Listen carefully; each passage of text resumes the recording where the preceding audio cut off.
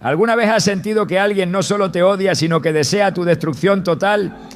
La Biblia advierte que el odio extremo puede ser tan peligroso como un arma mortal. En Proverbios 6, 16 a 19 se nos dice que entre las cosas que Dios aborrece se encuentra el corazón que maquina planes perversos y el testigo falso que habla mentiras. Este tipo de odio no se detiene ante nada, busca destruir a quien considera su enemigo. Hoy revelaremos 5 señales claras de que alguien no solo te desprecia, sino que desea tu caída total, según las Escrituras. Descubrirás cómo identificar estas actitudes peligrosas y protegerte con la sabiduría de Dios. ¿Estás listo para conocer la verdad que puede cambiar tu vida? El odio que se transforma en violilo buena hacia platelaneada es una de las manifestaciones más oscuras y peligrosas que puede experimentar un ser humano. La Biblia no solo lo menciona, sino que lo describe como un proceso deliberado y calculado. Un mal que germina en el corazón hasta convertirse en una intención devastadora. Este tipo de odio no se conforma con hacer daño superficialmente, sino que busca aniquilar por completo al objeto de su ira. Cuando se permite que el rencor eche raíces en el corazón, su fruto es la destrucción. Y no se trata solo de enemistades comunes, sino de un odio tan profundo que su único propósito es erradicar la existencia de aquel a quien se considera un enemigo. En Proverbios 6, 16 a 19 se mencionan 6 cosas que el Señor aborrece y 7 que son abominación para Él. Entre ellas se destaca el corazón que maquina planes perversos y el testigo falso que habla mentiras. Este versículo no solo describe actitudes moralmente reprobables, sino que también advierte sobre un tipo de odio que trasciende lo común y se convierte en un deseo de destrucción absoluta. El corazón que maquina planes perversos no se conforma con un simple acto de rechazo o desprecio. Busca dañar profundamente de manera intencionada y calculada. Este nivel de odio aparece reflejado a lo largo de toda la Escritura, no solo como una advertencia, sino como un espejo que revela la condición caída de la humanidad. Desde el principio, la maldad se manifestó en actos planificados y fríamente ejecutados. La historia de Caín y Abel es uno de los ejemplos más tempranos y contundentes. Caín, consumido por la envidia y el resentimiento, permitió que el odio creciera en su corazón hasta que se convirtió en un deseo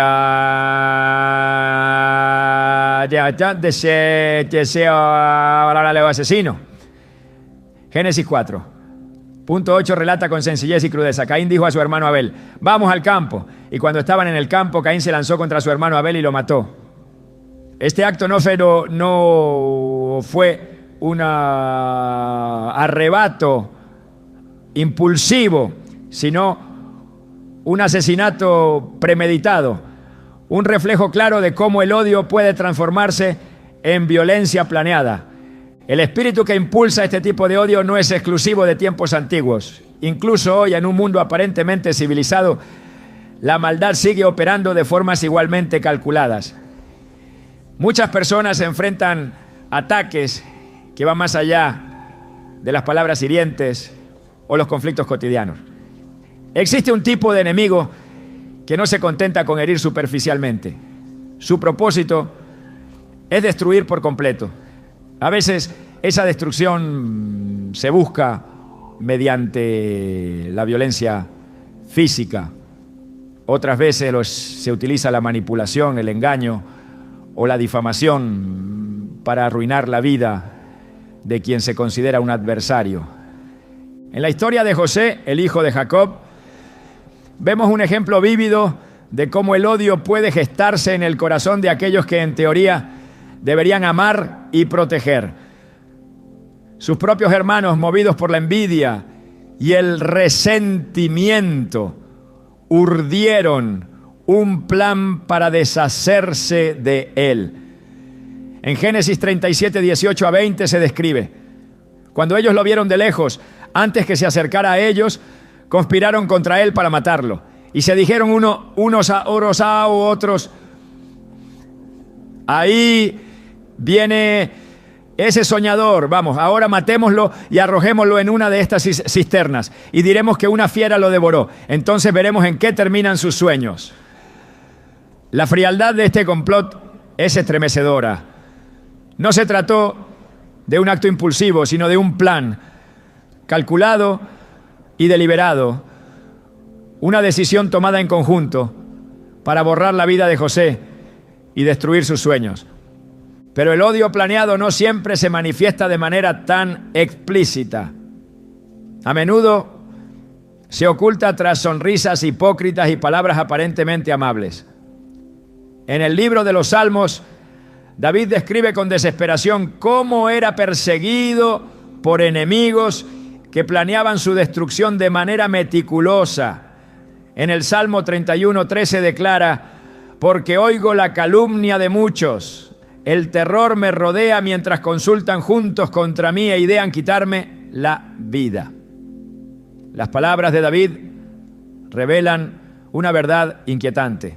El odio puede organizarse, planificarse y ejecutarse con precisión. No siempre se trata de un acto impulsivo o espontáneo, sino de una conspiración fría y calculada.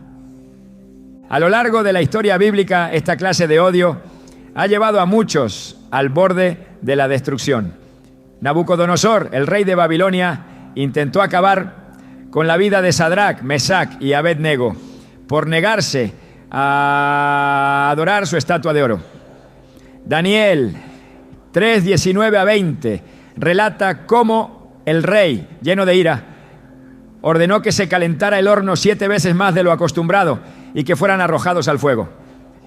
Este intento de exterminio no era solo un castigo, era un acto de odio planeado, un deseo de borrar de la existencia a aquellos que se mantenían firmes en su fe. El ejemplo más impactante de un odio planeado se encuentra en la vida de Jesús. Los líderes religiosos de su tiempo, cegados por la envidia y el temor de perder su poder, conspiraron para acabar con él.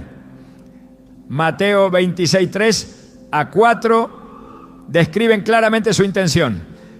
Entonces los principales sacerdotes, los escribas y los ancianos del pueblo se reunieron en el patio del sumo sacerdote llamado Caifás y juntos tramaron cómo apresar a Jesús con engaño y matarlo. La muerte de Jesús no fue producto de un ataque espontáneo. Fue el resultado de un complot bien diseñado, un intento meticuloso de erradicar a quien percibían como una amenaza. Pero aunque la maldad humana puede planificar la destrucción, el poder de Dios siempre prevalece. José fue vendido como esclavo, pero Dios lo elevó a una posición de honor en Egipto. David fue perseguido, pero Dios lo estableció como rey de Israel. Sadrac, Mesac y Abed-nego fueron arrojados al fuego, pero Dios los protegió de las llamas. Y Jesús, aunque fue crucificado, resucitó con poder, venciendo a la muerte y demostrando que ningún plan humano puede frustrar el propósito divino. La realidad es que existen personas cuyas intenciones no se limitan a hacernos daño superficialmente. Hay quienes desean nuestra completa destrucción, ya sea física, emocional o espiritual. La pregunta que debemos hacernos es: ¿cómo identificamos estos ataques? Y más aún, ¿cómo podemos protegernos del odio mortal que se cierne sobre nosotros?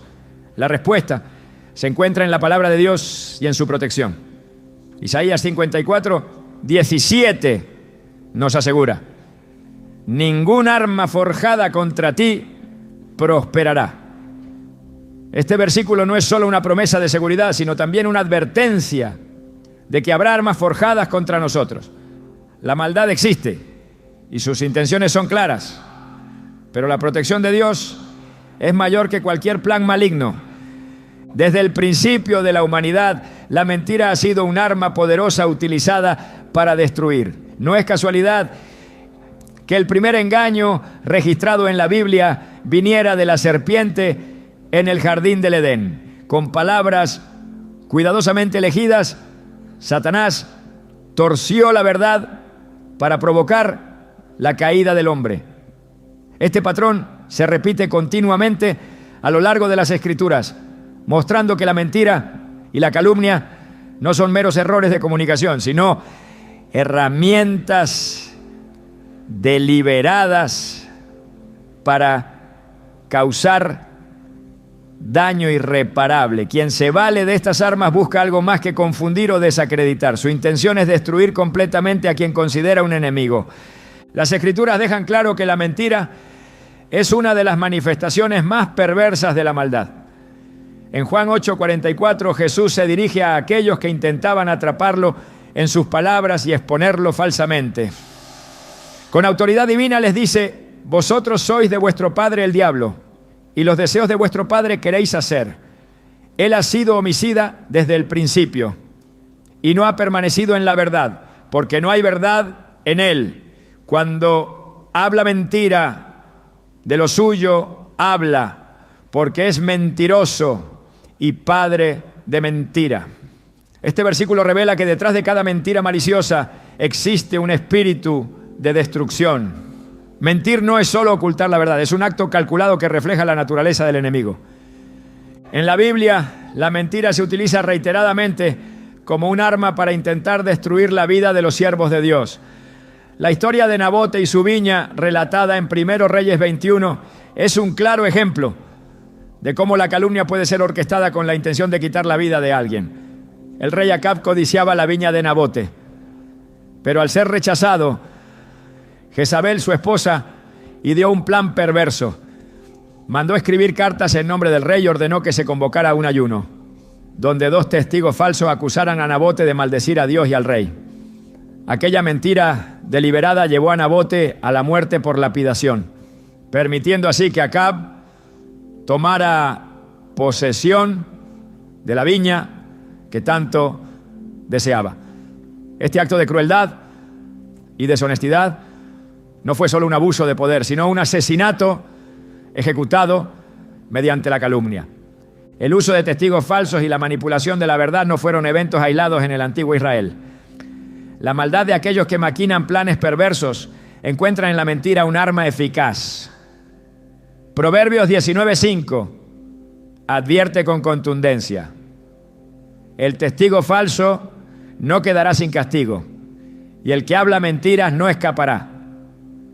Este versículo revela que aunque la calumnia pueda prosperar por un tiempo, el juicio de Dios inevitablemente alcanzará a quienes emplean esta herramienta de destrucción. A lo largo de las Escrituras se encuentra un patrón recurrente: la mentira como arma de guerra espiritual. No se trata de meras falsedades pronunciadas en momentos de desesperación, sino de estrategias cuidadosamente planeadas para dañar a otros. Los enemigos de Nehemías, al ver que su trabajo avanzaba con éxito, recurrieron a la calumnia como último recurso para detenerlo.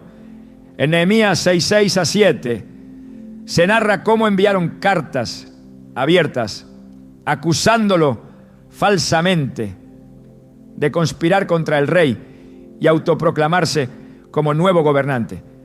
Estas mentiras no solo tenían la intención de desacreditar a Nehemías, sino también de provocar la ira del rey para que su vida fuera arrebatada.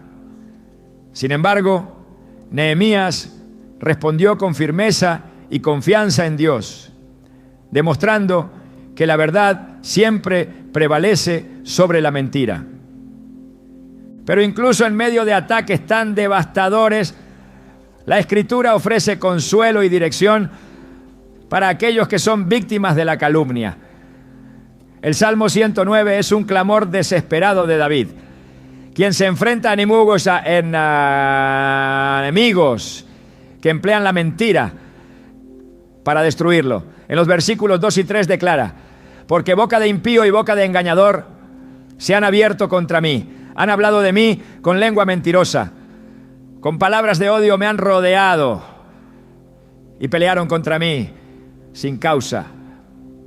Las palabras de David revelan la angustia de quien es atacado injustamente por la falsedad, pero también su confianza en que Dios intervendrá en su favor.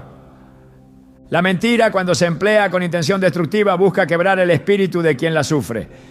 No se trata simplemente de tergiversar hechos o confundir, sino de utilizar el engaño como un medio para llevar a cabo un propósito maligno.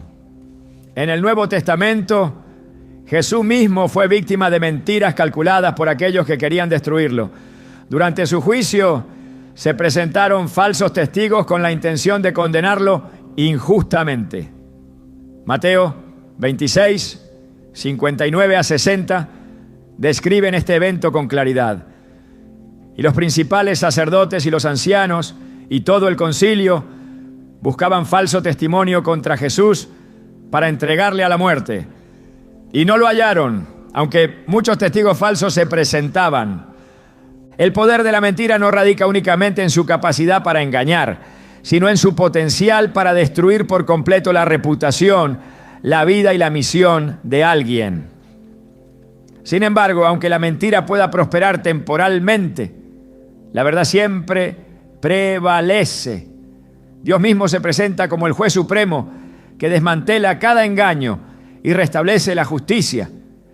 En Salmos 35, 11 a 12, David clama: se levantan testigos malvados de lo que no sé, me preguntan, no. Me devuelven mal por bien para afligir mi alma. El uso de la calumnia como arma mortal es una realidad presente en las Escrituras.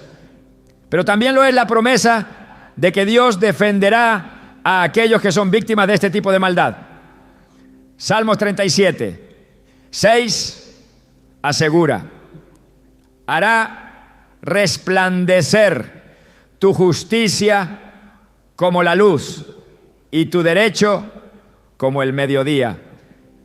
Este versículo ofrece esperanza para quienes han sido atacados por la mentira, afirmando que la justicia de Dios será evidente y brillante, incluso después del más oscuro de los ataques.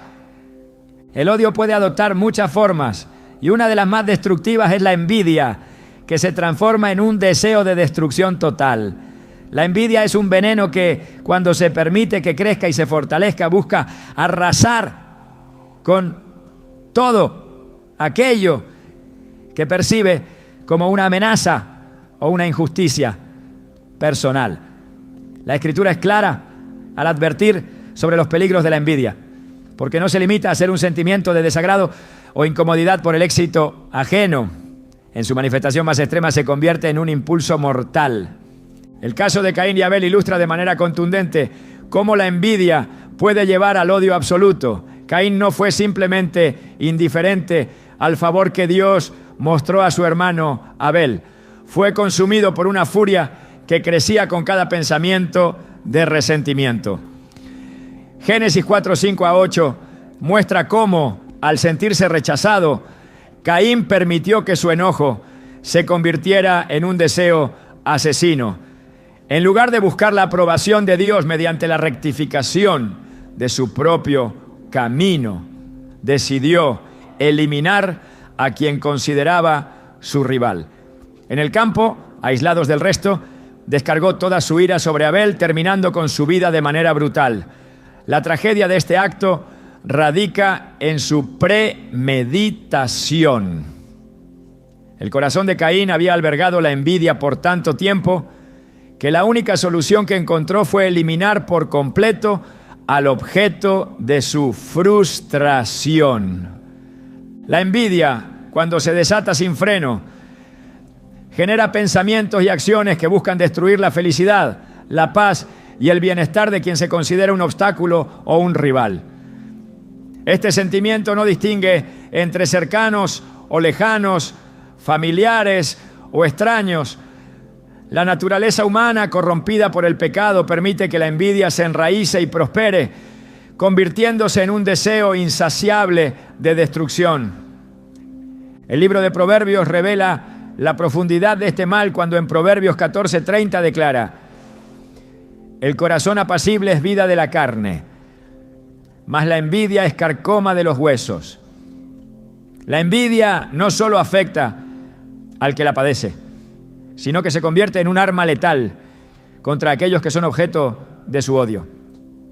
Este sentimiento puede consumir a una persona hasta llevarla a cometer actos impensables, motivada únicamente por el deseo de destruir lo que percibe como una amenaza.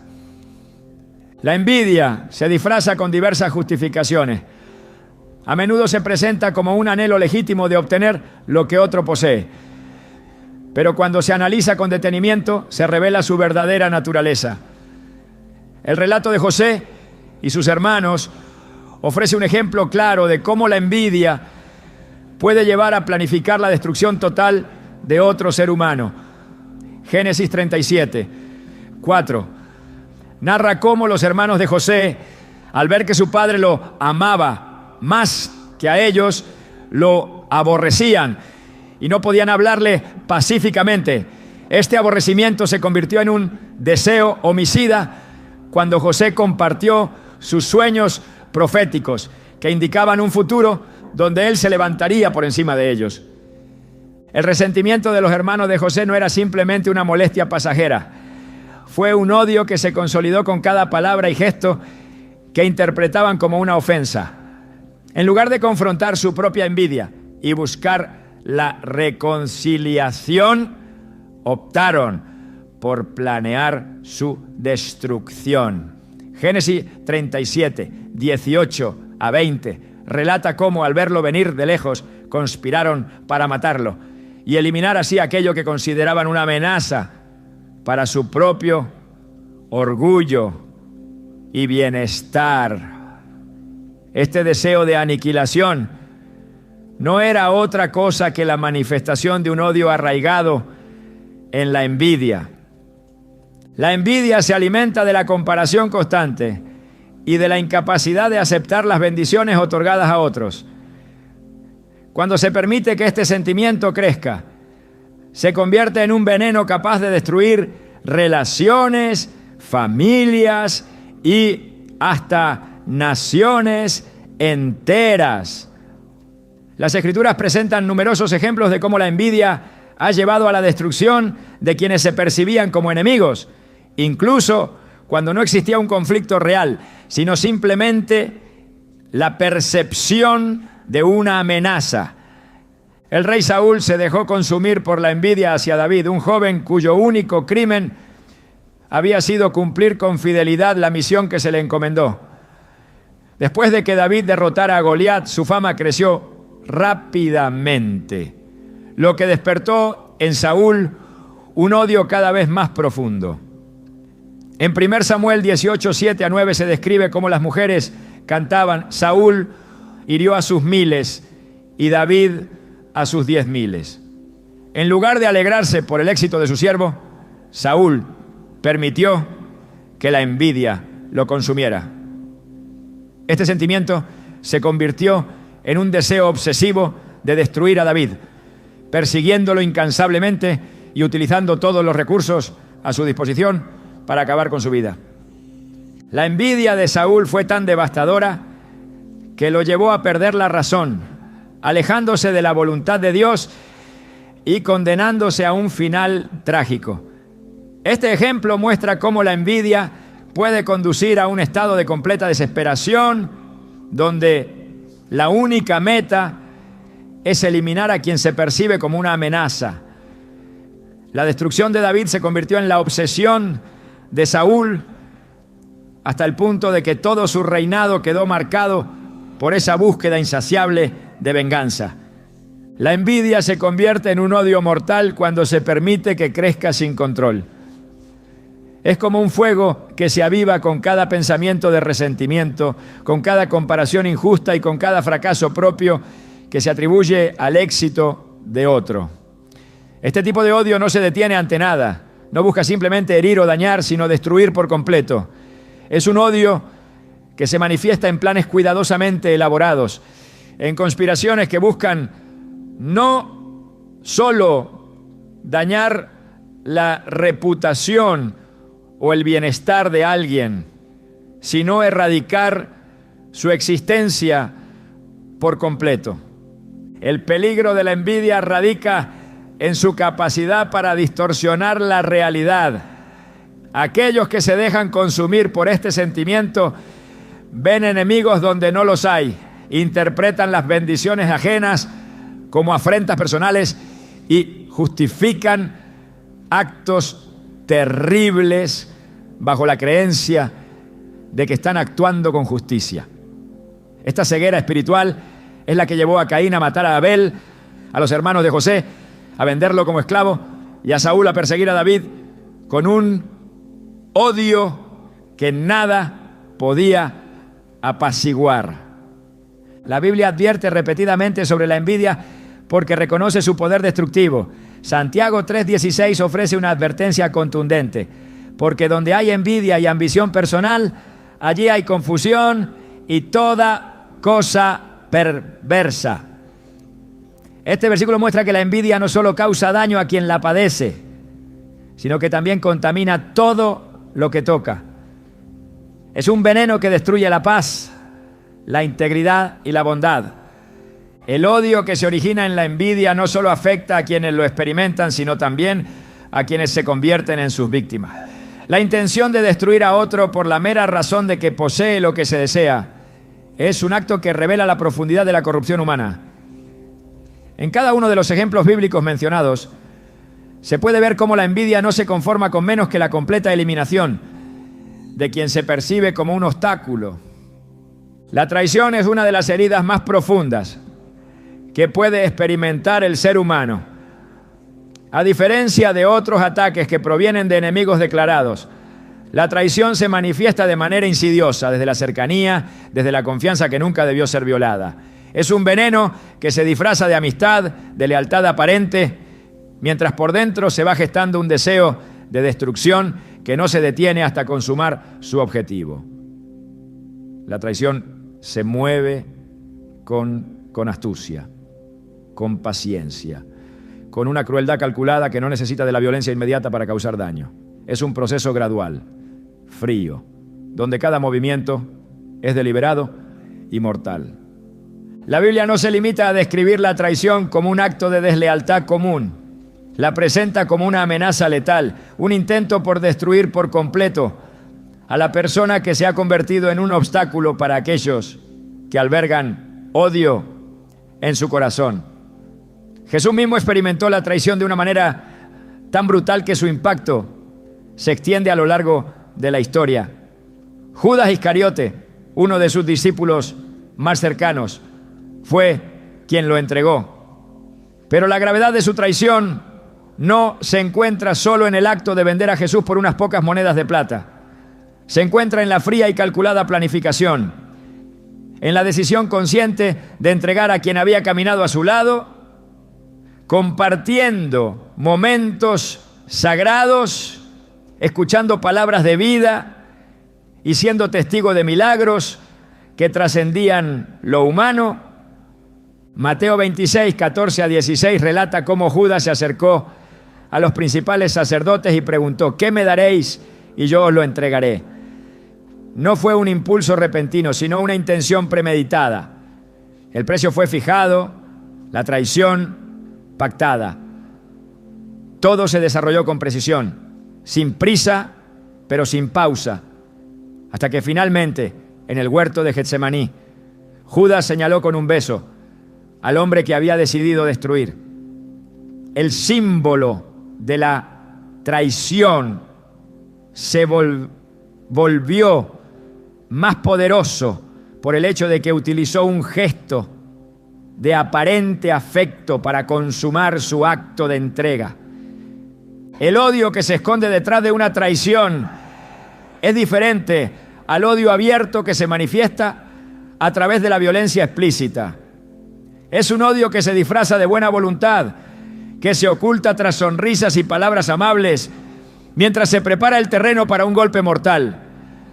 La traición es la encarnación de un mal que se mueve en las sombras, planeando cada detalle con una precisión que solo puede provenir de un corazón completamente corrompido por el deseo de destrucción. Jesús conocía la traición que se gestaba en el corazón de Judas, pero aún así lo dejó proceder. La sabiduría divina permite que incluso los actos más viles sirvan a un propósito mayor, pero esto no exime al traidor de la culpa que acarrea su acción. Judas no fue forzado a traicionar, fue su propia decisión, nacida de un corazón que había permitido que la codicia y la desilusión crearan un odio tan profundo que terminó por convertirse en una fuerza destructiva. El Salmo 55, 12 a 14 expresa con claridad la angustia de enfrentar la traición. Porque no me afrentó un enemigo, lo cual habría soportado, ni se alzó contra mí el que me aborrecía, porque me hubiera ocultado de él. Sino tú, hombre, al parecer íntimo mío, mi guía y mi familiar, que juntos comunicábamos dulcemente los secretos y andábamos en amistad en la casa de Dios. Esta confesión revela que el dolor de la traición no proviene únicamente del acto en sí, sino de la relación que existía antes de que se cometiera. Los traidores suelen utilizar la cercanía como arma. La confianza que se les ha otorgado se convierte en la herramienta perfecta para llevar a cabo sus planes. No atacan desde fuera, sino desde dentro, utilizando el conocimiento adquirido para encontrar el punto más vulnerable de su víctima. El traidor estudia, analiza y finalmente actúa en el momento que considera más oportuno para causar el mayor daño posible. Es un proceso frío y calculado, donde la paciencia se convierte en un elemento esencial de la estrategia. El acto de traicionar no siempre se manifiesta de manera inmediata. Puede desarrollarse lentamente como un veneno que se administra en dosis pequeñas hasta que finalmente se revela su propósito. Esta naturaleza gradual hace que la traición sea particularmente peligrosa, porque quien la sufre rara vez la ve venir. El enemigo que se presenta como amigo, como aliado, como confidente, utiliza esa posición privilegiada para atacar desde un lugar de confianza y seguridad. En el caso de Jesús, Judas no solo planeó su traición, sino que la ejecutó de una manera que reflejaba un entendimiento profundo de cómo destruir a su víctima. No fue un error de cálculo ni un impulso irracional. Fue un acto calculado, frío, diseñado para causar el máximo daño posible. La traición de Judas no consistía únicamente en entregar a Jesús a las autoridades. Consistía en hacerlo de la manera más cruel y devastadora, utilizando su propia cercanía para llevar a cabo su propósito. La traición es una forma de odio que se disfraza de lealtad. El traidor no se presenta como enemigo declarado, sino como alguien que aparenta buscar el bienestar del otro. Este tipo de odio es especialmente peligroso porque se esconde detrás de una fachada de buenas intenciones, incluso mientras prepara su ataque. La naturaleza de la traición la convierte en una amenaza que se infiltra en el corazón mismo de la relación, destruyéndola desde adentro. El odio que se manifiesta a través de la traición no se detiene en un simple acto de daño. Busca la destrucción total, la aniquilación completa de quien se percibe como un obstáculo o como un enemigo. Judas no buscaba simplemente que Jesús fuera arrestado, buscaba su muerte. Y lo hizo con la frialdad de quien actúa con un propósito calculado. Este tipo de odio es devastador, porque se presenta como amistad mientras se prepara para destruir. El traidor nunca actúa de manera impulsiva o irreflexiva. Sus acciones son el resultado de un proceso deliberado, de una planificación que se lleva a cabo con paciencia y determinación. Cada paso que da está dirigido a un propósito específico: la destrucción de quien se considera un obstáculo o una amenaza. La traición es la manifestación de un odio que se oculta tras una máscara de lealtad. Y precisamente por eso es tan peligrosa y letal. La manipulación es uno de los métodos más siniestros que el odio puede utilizar para destruir. A diferencia de un ataque directo o de la violencia abierta, la manipulación se desarrolla de manera subrepticia, empleando tácticas que distorsionan la realidad, tergiversan la verdad y dirigen a otros hacia el propósito destructivo de quien la emplea. Este tipo de odio se esconde detrás de palabras cuidadosamente escogidas, de promesas que nunca se cumplirán y de mentiras que parecen verdades. La manipulación no busca un enfrentamiento abierto, se nutre de la oscuridad, del control psicológico y de la persuasión insidiosa que va envenenando lentamente la mente y el corazón de quienes son arrastrados por su influencia. El odio que manipula no siempre se manifiesta de manera evidente. Puede adoptar la forma de una aparente preocupación, de un consejo que parece sabio pero que en realidad oculta un deseo de destruir. Los líderes religiosos que conspiraron para destruir a Jesús entendieron a la perfección la efectividad de la manipulación. No se limitaron a idear un plan en secreto. Utilizaron su influencia sobre la multitud para obtener el resultado que deseaban. Mateo 27:20 revela cómo los principales sacerdotes y los ancianos persuadieron a la multitud para que pidieran a Barrabás y destruyeran a Jesús. Este acto no fue solo una manifestación de odio abierto, sino un ejemplo claro de cómo la manipulación puede ser utilizada para llevar a cabo un propósito maligno.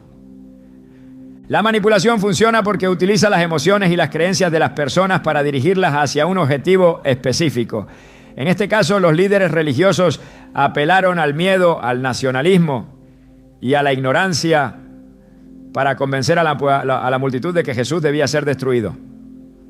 No se trataba simplemente de una orden dada desde una posición de autoridad.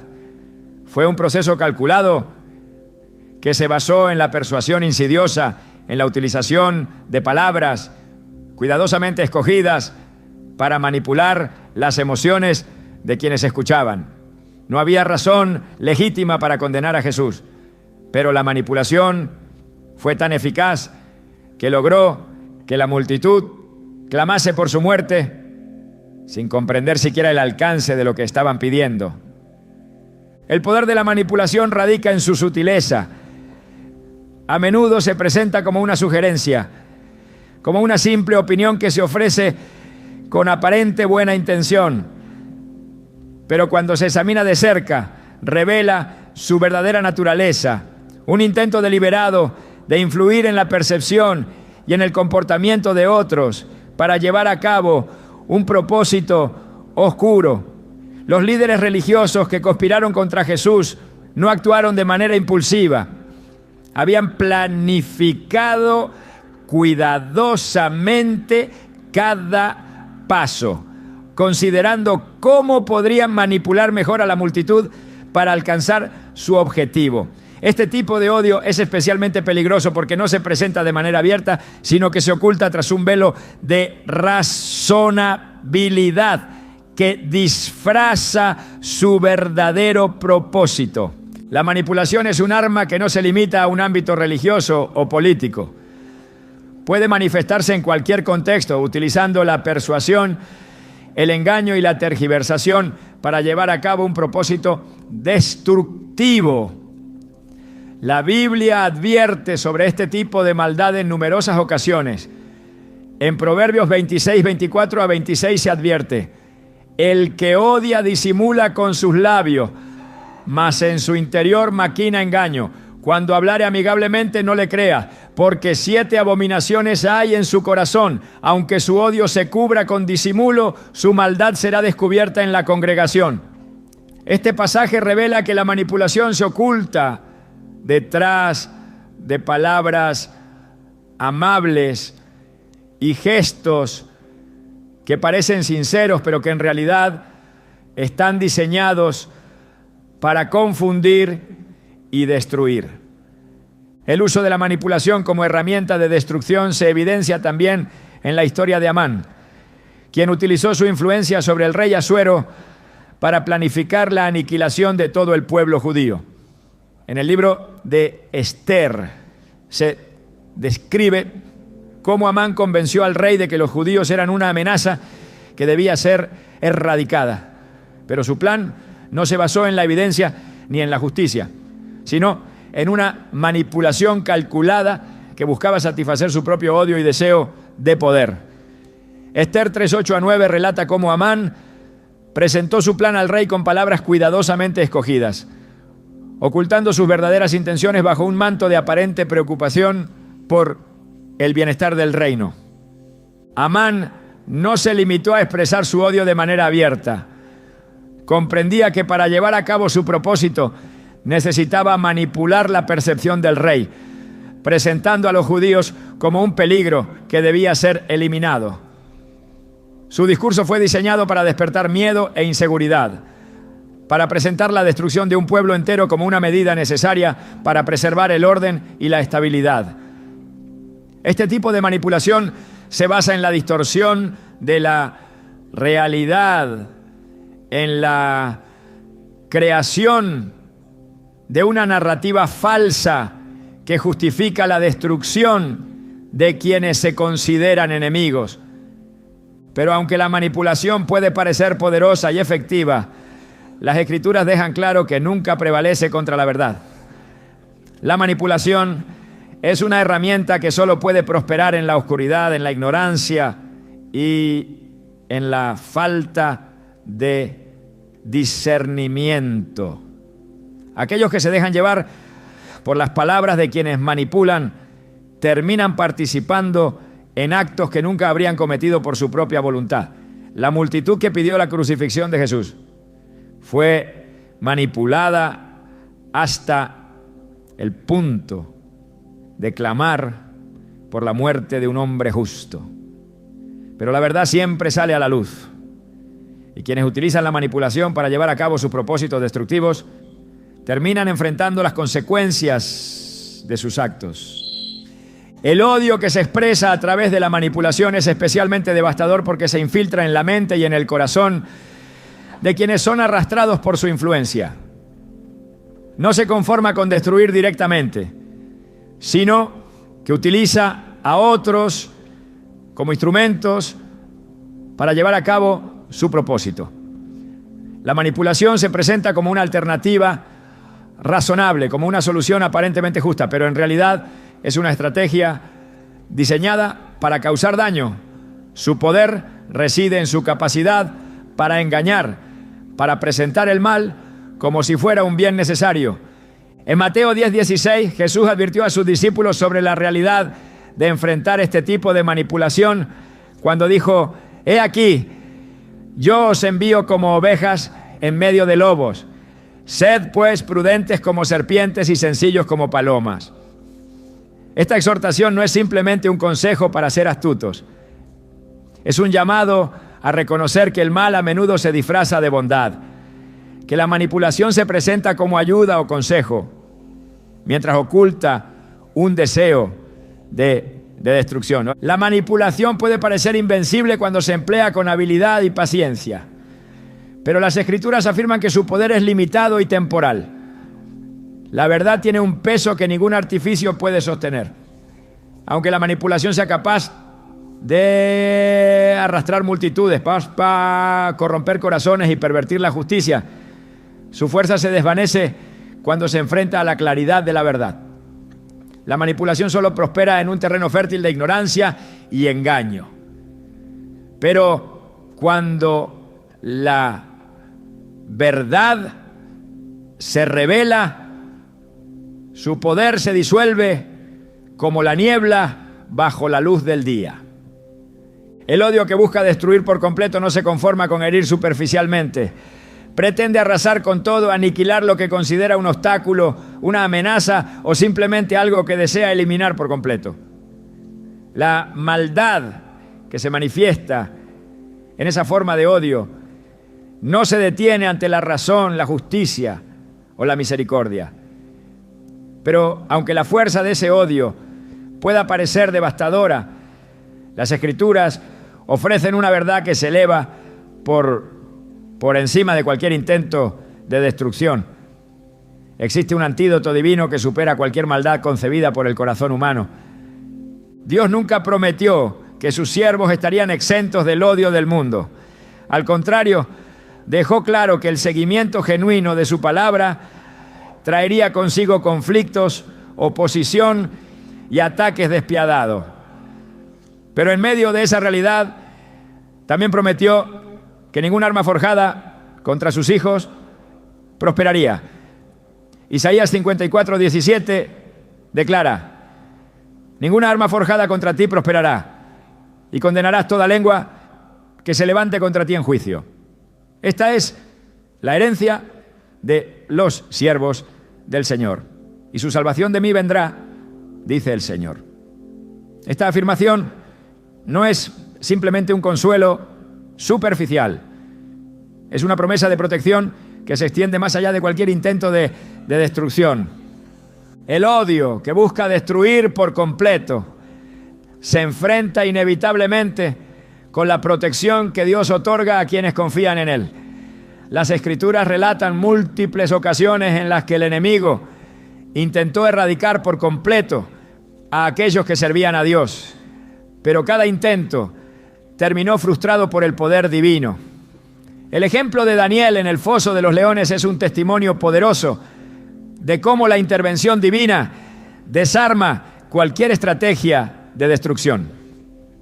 Los enemigos de Daniel no se conformaron con desacreditarlo o humillarlo.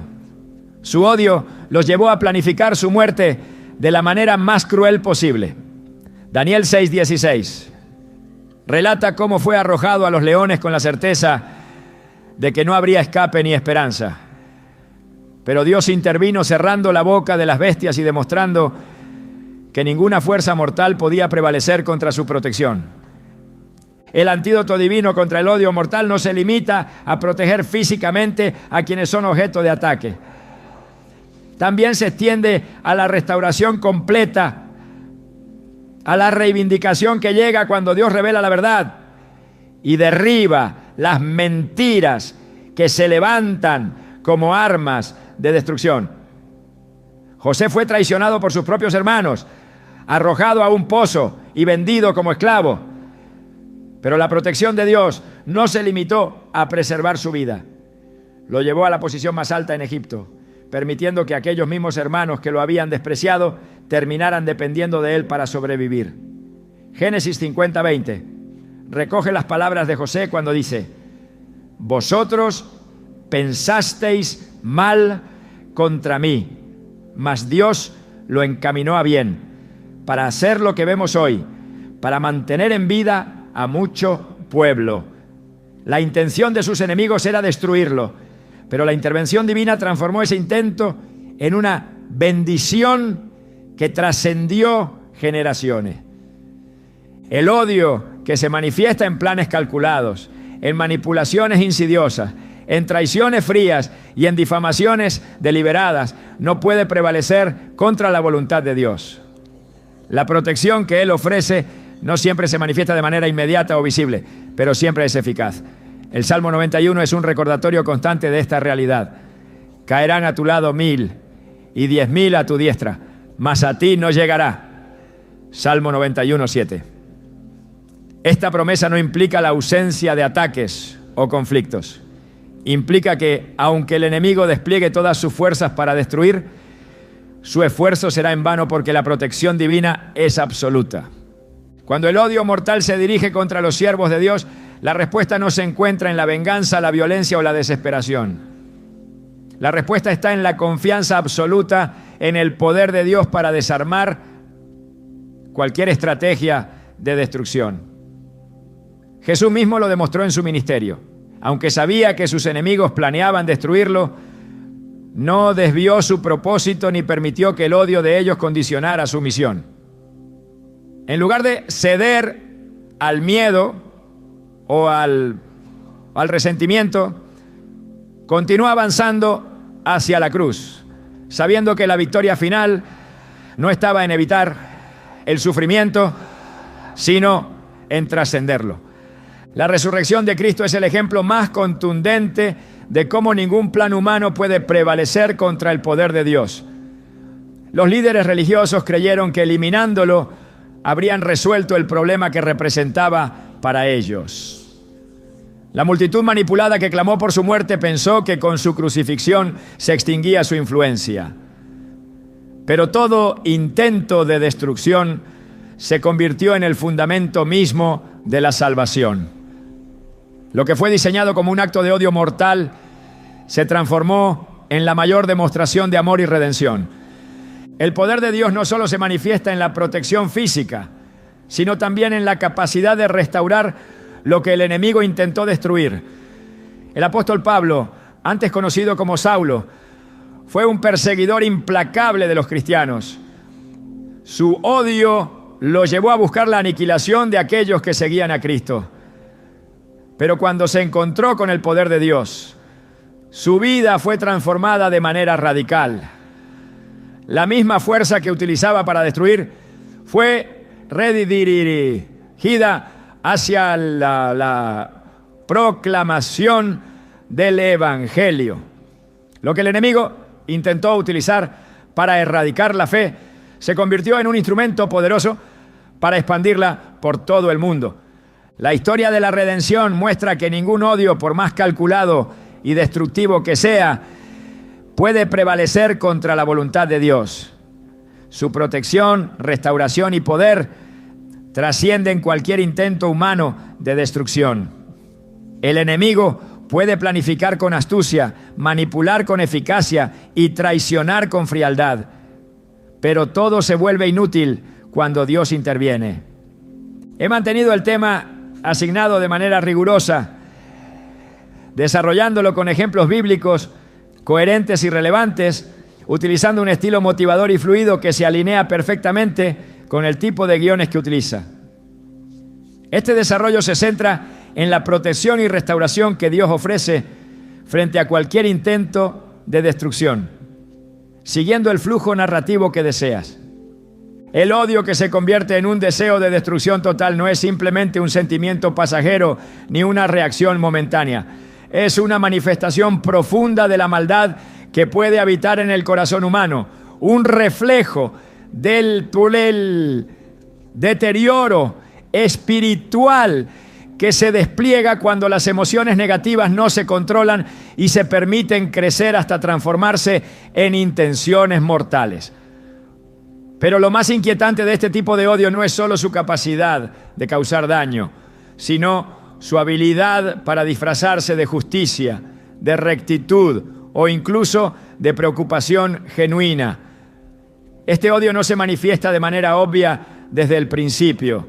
Avanza en la oscuridad, manipulando pensamientos, tergiversando la verdad y envenenando relaciones hasta que finalmente explota en acciones devastadoras.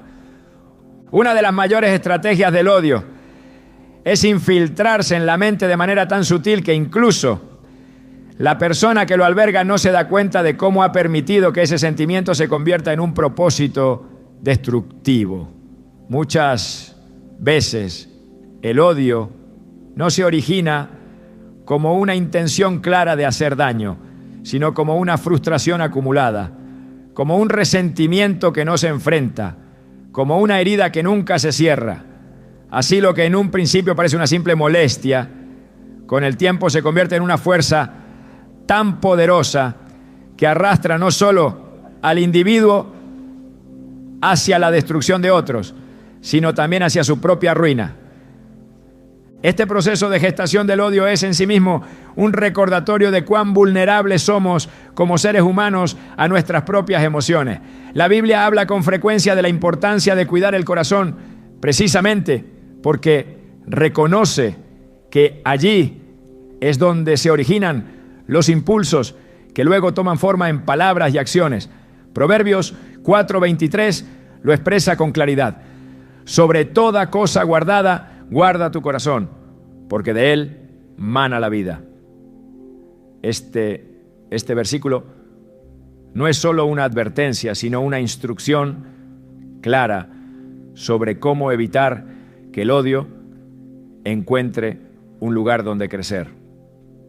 Cuando se permite que el odio avance sin restricciones, se convierte en una sombra que consume todo lo que toca. No solo afecta a la víctima directa, sino que también corrompe a quienes lo fomentan, transformando a las malas.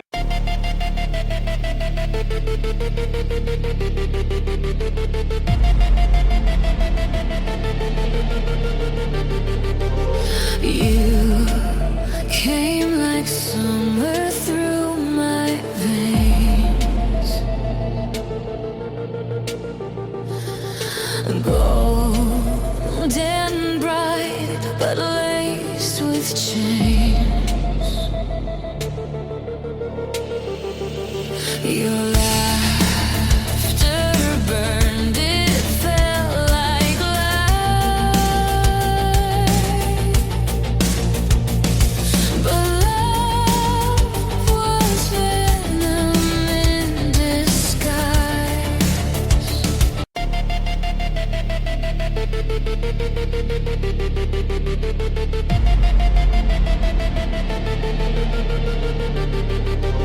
You came like summer through my veins, golden bright but laced with chains. Your laughter burned, it felt like light,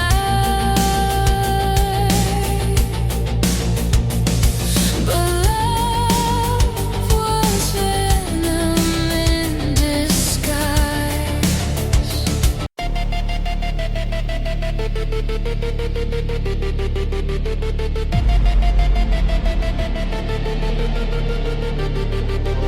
You came like summer through my veins, golden bright but laced with chains. Your laughter burned, it felt like light, but love was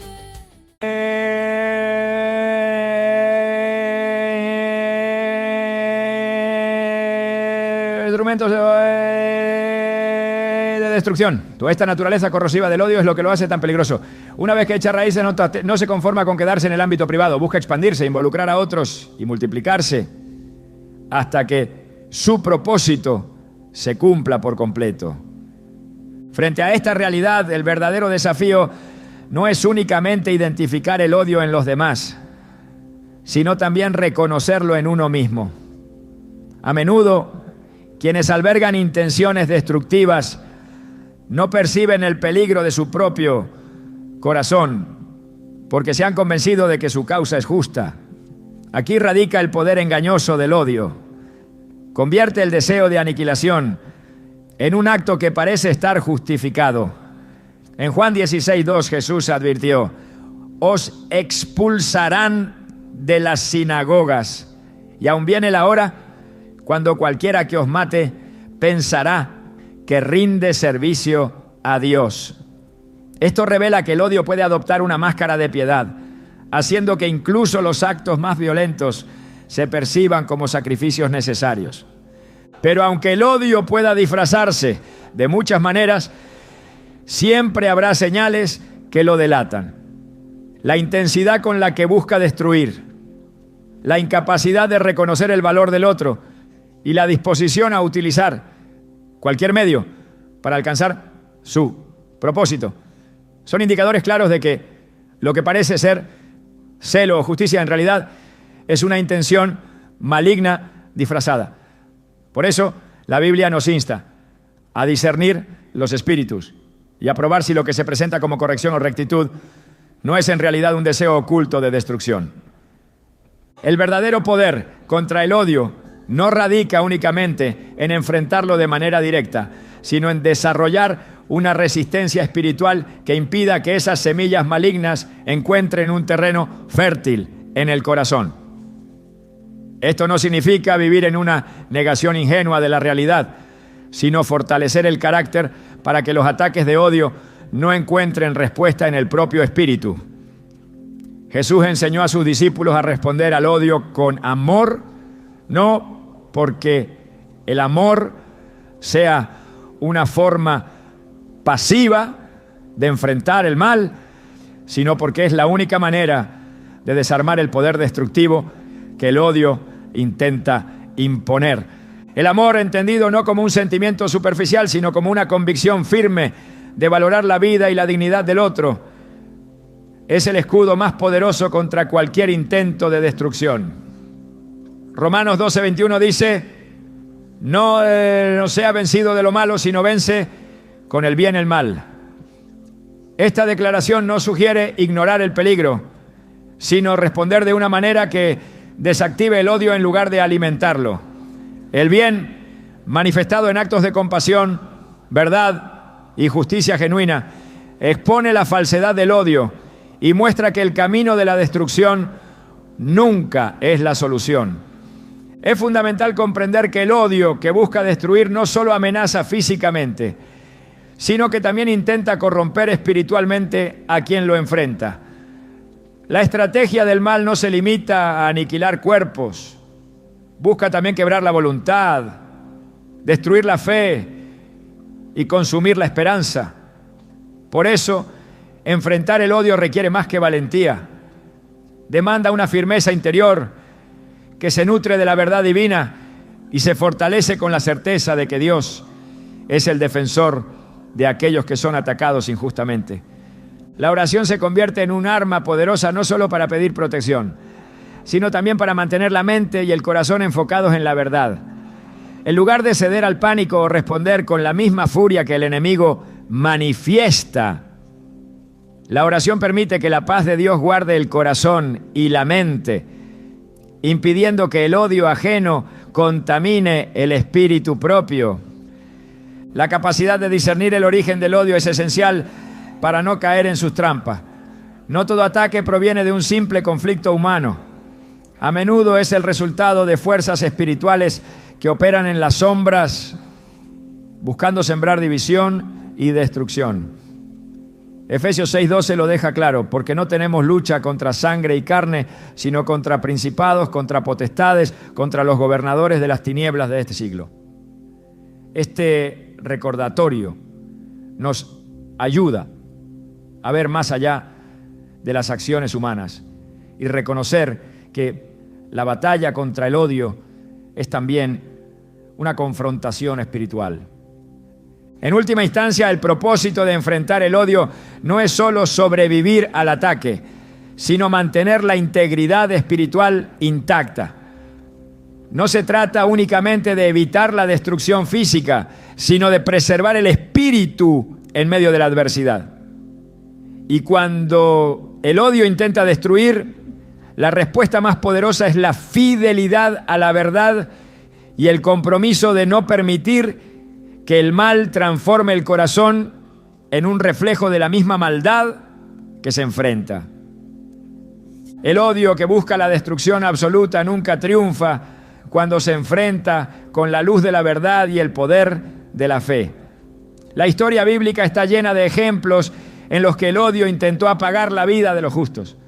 Pero Dios intervino, demostrando que la justicia divina siempre prevalece. La clave está en mantener el corazón alineado con la voluntad de Dios, sin dejar que el veneno del odio infecte el propio espíritu. Al final, ningún intento de destrucción puede contra el poder restaurador de Dios, y aquellos que confían en Él hallarán paz incluso en medio de los mayores conflictos. El verdadero poder que vence al odio no se encuentra en la fuerza física ni en la venganza. La respuesta a la maldad que busca destruir no puede ser replicar ese mismo mal con otro disfraz. La Biblia enseña que el poder de Dios se manifiesta de manera opuesta a la lógica humana. Mientras el odio se alimenta del deseo de destrucción, La respuesta divina se basa en la restauración, en la verdad y en la paz que trasciende cualquier intento de aniquilación. Este principio se evidencia a lo largo de las Escrituras, donde cada intento de destrucción dirigido contra los siervos de Dios termina por convertirse en una plataforma para una mayor manifestación de su poder. El mundo nunca ha dejado de ser escenario de conflictos y ataques motivados por el odio. Desde el momento en que Caín levantó su mano contra Abel, el deseo de destruir a otros se ha perpetuado a través de generaciones.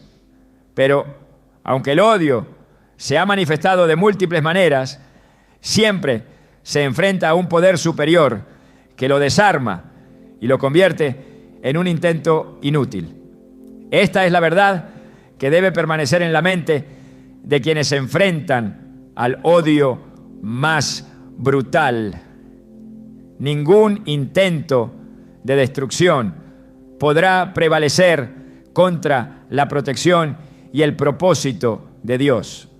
La historia de Job es un recordatorio poderoso de cómo incluso los ataques más despiadados pueden ser transformados por Dios en un testimonio de restauración.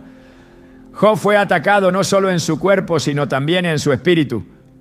Sus pérdidas materiales, la muerte de sus hijos y las enfermedades que sufrió no fueron simples infortunios, sino ataques que buscaban quebrar su fe y destruir su relación con Dios.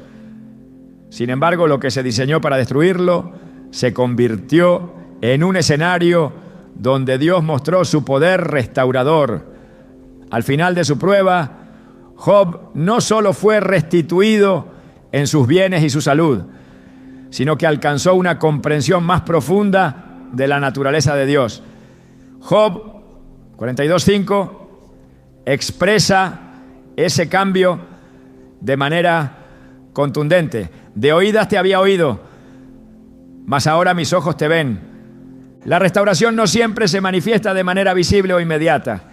A menudo el poder de Dios actúa en formas que no se comprenden plenamente hasta que se ha superado el ataque. Pero el hecho de que no se vea la intervención de Dios de manera inmediata no significa que Él no esté actuando.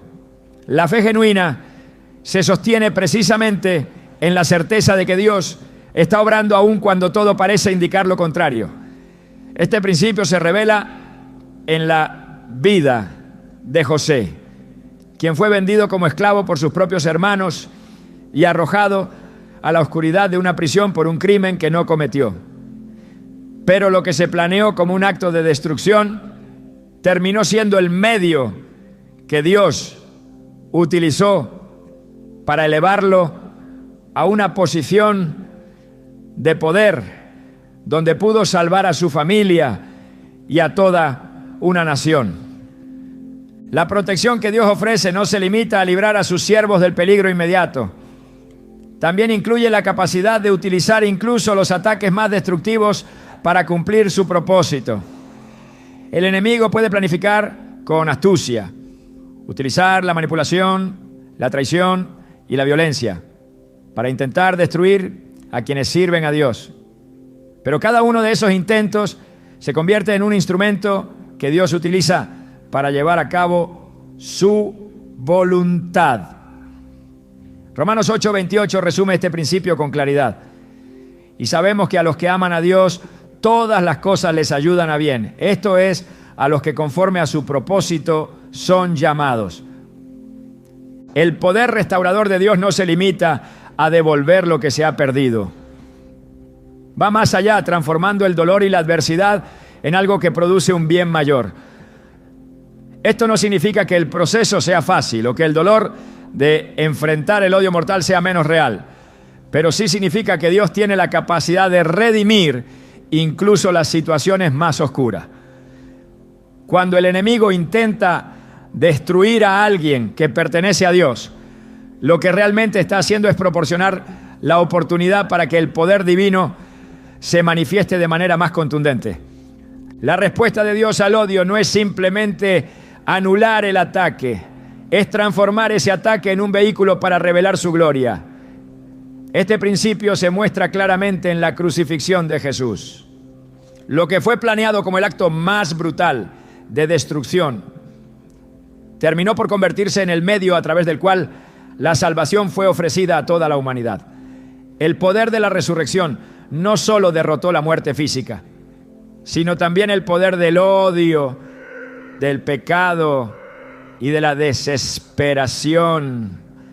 Jesús no solo venció a sus enemigos, los desarmó completamente al mostrar que incluso la muerte no podía retenerlo. Colosenses 2:15 describe este triunfo de manera magistral. Y despojando a los principados y a las potestades, los exhibió públicamente, triunfando sobre ellos en la cruz. Este acto de despojo no fue simplemente un enfrentamiento físico o una demostración de poder. Fue una revelación de que el odio no tiene poder sobre quienes están cubiertos por la protección divina. Cada intento de destrucción que se enfrenta con la fe y la verdad se convierte en un testimonio más de la victoria de Dios. El odio mortal se enfrenta con la certeza de que Dios no solo defiende a sus hijos, sino que también convierte cada ataque en una oportunidad para mostrar su poder. La clave está en no permitir que el odio ajeno se convierta en el motor de las propias acciones. Responder al odio con odio solo perpetúa el ciclo de destrucción, pero responder con la firmeza que ofrece la confianza en Dios desarma cualquier intento de aniquilación. La verdadera victoria se alcanza cuando se comprende que el poder de Dios no se limita a proteger de manera pasiva. También incluye la capacidad de redimir, de transformar el mal en bien y de restaurar aquello que se intentó destruir. Este es el fundamento de la fe que se sostiene incluso cuando el odio parece prevalecer. La certeza de que Dios siempre tiene la última palabra y que ningún intento de destrucción puede superar su propósito. El mensaje final que emerge de todo esto es claro. El odio mortal puede parecer invencible, pero su poder siempre es temporal. La protección divina, la restauración y la redención son eternas. La clave está en mantener la fe firme, en rechazar el miedo y en confiar en que Dios siempre se manifiesta a favor de quienes permanecen fieles a su palabra. El enemigo puede planificar con astucia y atacar con fuerza, pero nunca podrá derrotar a quien está protegido por el poder de Dios.